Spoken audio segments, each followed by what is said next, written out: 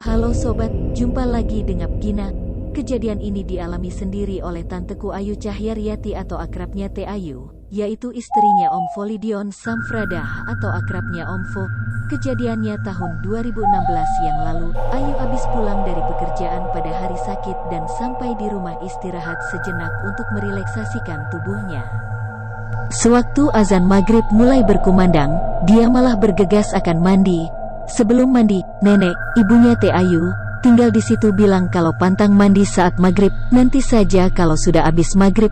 Dikasih tahu begitu sama ibunya, Teh Ayu malah marah dan gak peduli. Ibu, kalau aku mandi tunggu habis maghrib lama kali bu, badanku sudah gatal-gatal.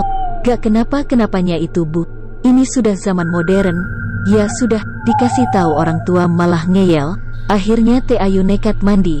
Saat mandi tidak terjadi hal-hal aneh, tapi pada saat mau pakaian, barulah hal ini terjadi. Selesai mandi, Teh Ayu langsung menuju kamarnya untuk memakai pakaian. Kamarnya itu besar, tepat di belakang kamarnya ada pohon duku yang besar banget. Tepat di samping pohon duku, itu jendela kamarnya. Jendelanya berbentuk jendela slis, yaitu jendela kaca yang punya satu bagian. Jadi kalau mau dibuka itu harus ditarik dulu, dan juga ditutupin kain jendela.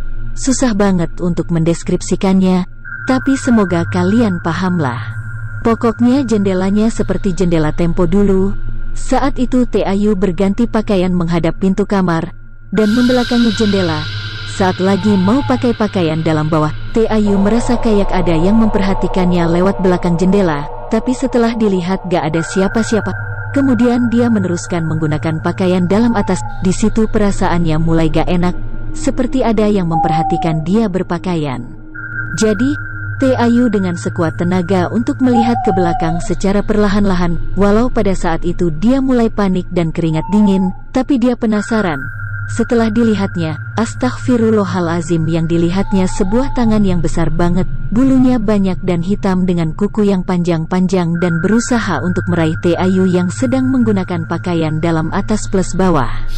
Lalu yang anehnya, kalaulah tangan itu tangan manusia, bagaimana mungkin? Pasalnya tadi kan aku sudah jelasin kalau kaca jendelanya itu berupa jendela kaca yang mempunyai satu bagian, jadi yang cuman bisa masuk paling tangan anak kecil berusia 10 tahun, apalagi jendela itu sudah ditutup dari dalam. Ini bukanlah manusia, tapi genderuwo. Tangan itu kemudian semakin memanjang dan memanjang agar dapat memegang Teh Ayu.